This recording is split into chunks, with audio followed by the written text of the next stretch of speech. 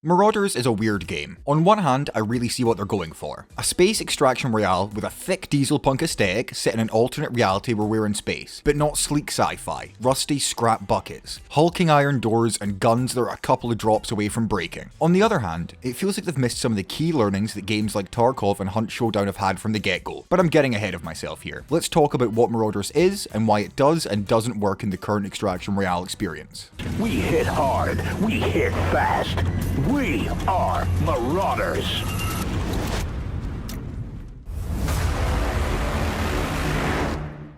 So Marauders is an extraction royale that's in early access. This means that you gear up on a menu screen with a variety of armors and weapons, bags of different sizes and utility items, and you go into a raid with the goal to complete missions and come out full of gear. All with the underlying threat that if you die, whatever you had on you is lost forever. Let me start by admitting some bias. I fucking love the extraction royale genre. You may have been able to tell with my videos on Tarkov, DMZ and Ghost of Tabor. I got into it with Hunt Showdown and went down the path of Black Tar Heroin by playing Tarkov, because in my eyes, Tarkov is the ultimate extraction royale that's unmatched by any other game right now. So I will be basing and comparing features of this to Tarkov as it's the gold standard in my eyes. As a side note for Tarkov players that are ready to comment, the game has X problem right now, it's shit and Nikita is a hack that stole my money, just because I'm praising the game's features. Yeah, it does have serious problems at the moment, but you can't deny that there's a reason it lives rent-free in your head even when you're mad at the state of the game, because it's the defining experience of extraction royales. What, you're gonna tell me Battlefield's Hazard Zone is what you're playing right now? Come on.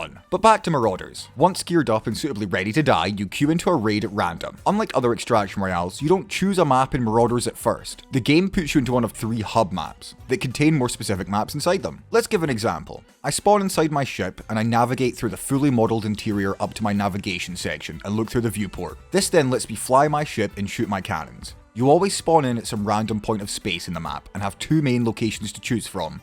For me personally, I choose whichever I remember the layout most because I'm still learning. As a note, you always have one ship available, the shitty, scrappy Rust Bucket. You can get bigger and better ones with more features, but like everything in the game, it's lost on death unless it's the Rust Bucket. Depending on the map, there's an additional 1 or 2 mini areas to enter, like the Commander Cruiser. This is a heavily armed and guarded cruise ship that's very small in comparison to the main maps, but this one contains a unique boss enemy and highly armed and loot-filled guards. But we won't be going into that, as I never survived with good enough gear to try it. So I fly my ship to my most known point of interest and enter through the glowy orange bit. Once docked, I exit the viewport and make my way to the airlock. I press a button, wait for it to open, go in, wait for it to close, and then press another button, then wait for that main lock to open, and then you can go in and actually play the game. This is my first main complaint. Opening the airlock the first time was cool. Just like a Fallout vault, seeing the mechanisms work was a really cool experience. But by raid 10, I was sick of it. It doesn't take too long, but it takes long enough to be a deterrent and feels like wasted time. Here's the vault opening from 10 raids side by side. Each opening has a duration of 30 seconds, which means once you've done 10 raids, you've lost 5 minutes of time. This also includes escaping, so another 30 seconds to get out. When you only have 25 minutes from when you first load in to when you're meant to be out of a raid, losing even a minute to this sucks because in these kind of games, every moment is precious. But back to the game. You open the vault door and get to looting. If you're new, you should make note of the name above the airlock you just came out of. A lot of the areas in the game look similar, and remembering the name will really help you navigating back. Once you're in, what you do is up to you, or what missions you've been given. See, on the main menu there's a progression path called 0 to Hero that makes you complete various tasks to unlock new things to craft. You don't choose these, they're a linear progression, so when you go into raid, you want your objective in mind, but you also have 3 randomly assigned per mission objectives. They range from finding specific items, killing enemies with a specific weapon you have, or marking key objects in various areas of the map.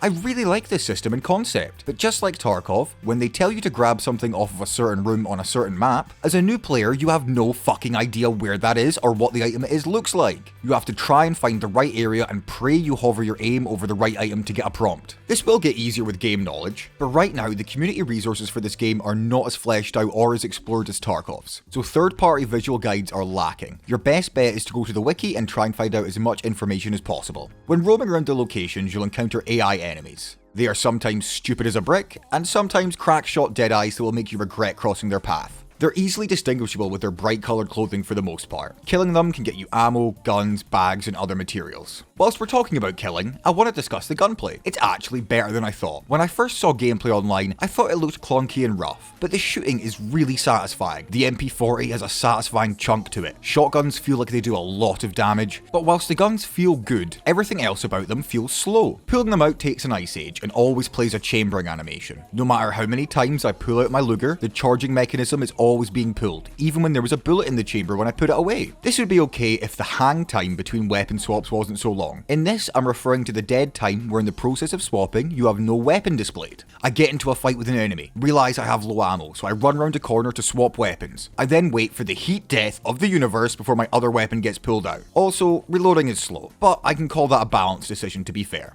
When you're out and about in these environments, they range from hollow and empty to pretty nice. You want the areas to feel lived in, preferably with touches of environmental storytelling. And some of these areas are just that. Sometimes the lighting hits just right and it looks gorgeous. Other times, you wonder if the developer even finished this area of the map. Now, as stated, this is early access, but comparing some of these areas to others really brings up some comparisons. See, talking about graphics, there'll be one thing you might have noticed by now when watching the gameplay. Your helmet exists permanently on your face, from spawn in to exfil or even death. You'll always have the borders of a helmet on your screen. Aesthetically, this is cool, and it does a really good job of matching up with the lighting on the maps. But the glass lens effect interacts with lighting weirdly. Specific areas of the map create shining on your lens, meaning visibility is ruined. Not just, oh, it's a goofy texture, but like, oh god, my eyes. And this is just for exploration and looting. Say you're in a fight with someone. You both go to peek at each other using the leading feature. They peek from a dark area, and you peek from under a light bulb without realizing. Well, joke's on you, you fucking schmuck, because you're blind now and about to get two-tabbed. I can totally see where they were going with this. It can be immersive, and it fits in with the brutal and industrial style this game was going for. But personally, it doesn't really add much to the gameplay, and only really makes cinematic gameplay look good. The audio in this game is really good. Not just 3D positioning, but also sound design. The 3D audio is great. I'm always able to tell where someone is, be it above me or behind me. This is in stark contrast to Tarkov's dog shit audio, so big bonus marks there. But the big metallic areas lead way to some very nice reverb use.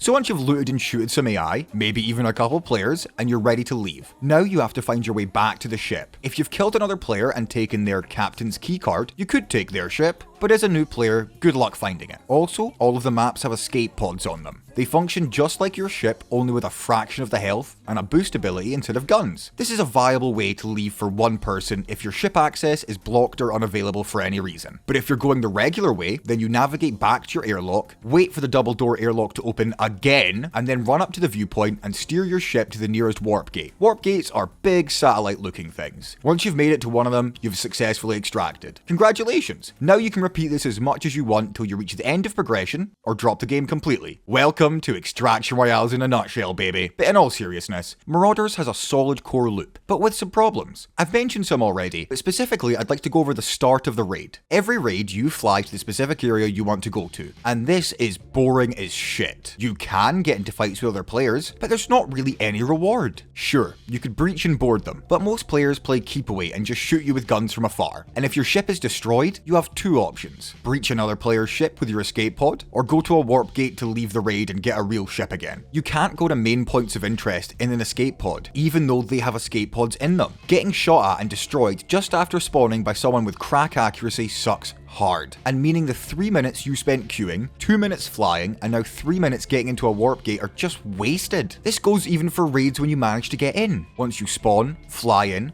wait for the doors to open, and then get into the actual raid, sometimes there are no enemies in the area you load into, and sometimes there's a squad of 3 or 4 ready to put you in your fucking place. Seriously, I can't even recreate the deep sigh of exhaustion I get after the 3 minutes of getting to the space station just to get two-tapped by a crack bot even when I have good armor. I spawn die! Spawn die. Spawn die, spawn die, spawn die, spawn die, spawn die, spawn die!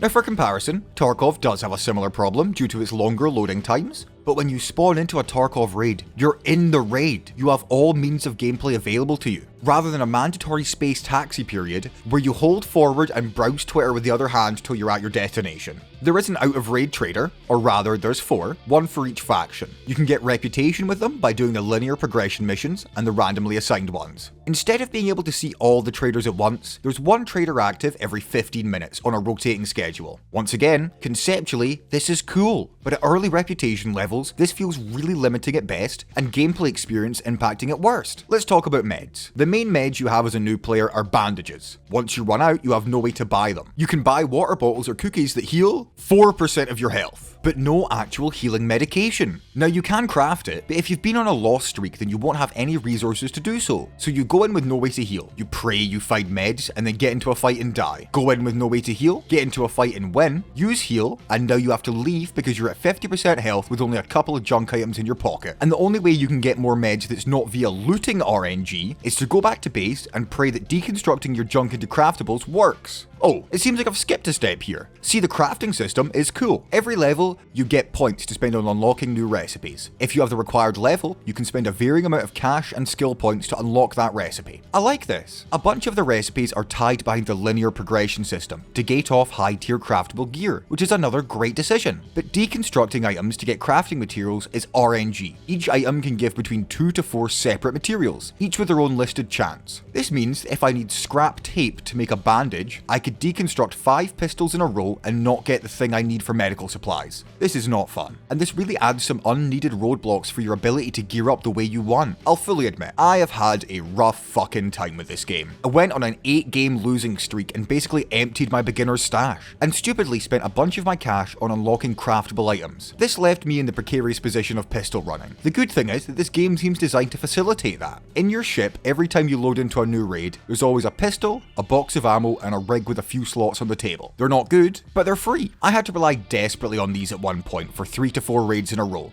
I really like that this is here, but it feels like a way to counteract the lack of a scav system in this game. For clarification, in Tarkov you can scav, aka spawn as one of the AI with shitty to okay guns and gear, and if you manage to make it out of the raid, you get to keep whatever you spawned with or found. But I will admit bias here. I really do love scavving and just the concept as a whole, so maybe I'm projecting my desires onto this game. Honestly, Marauders leaves me ambivalent. It's got a really solid, if a bit rough, core gameplay, unique systems and outlooks on the extraction royale genre, and has a standout aesthetic and design, but its rough edges are almost uncomfortable to go over and detract from the good core gameplay. The ship flying might be loved by some, but to me it feels almost pointless. The helmet effects look immersive, but immediately unimmerse you when they become jank and blinding. Guns look and shoot good, but every other interaction with guns feels clunky and in slow motion. The art style is super unique, but some parts of the map just feel empty and grey. Honestly, putting all my feedback into a tangible metric, I'm going to give Marauders a let them cook out of 10. This is an early access game, and the future and potential of this game lives and dies by the developers' actions going forward. I'm actively praying for this game's success. I want the extraction royale genre as a whole to be innovated and filled with games trying every single angle and mechanic possible, and these devs have shown that they have a unique perspective on it, one that I'll be monitoring and checking up on. I played for around 10 hours for the initial review. I wrote my script and then I went to play some more to verify my thoughts. I played some more, and then I played some more. This review ended up being late because I've been playing it so much. Whilst it's rough, it really has that just one more raid feel, and if that's not a sign of quality, I don't know what is. For now, that's all from me. Thank you for watching, like and subscribe if you feel like it, and otherwise, I'm going back to playing RuneScape and working on the next big video.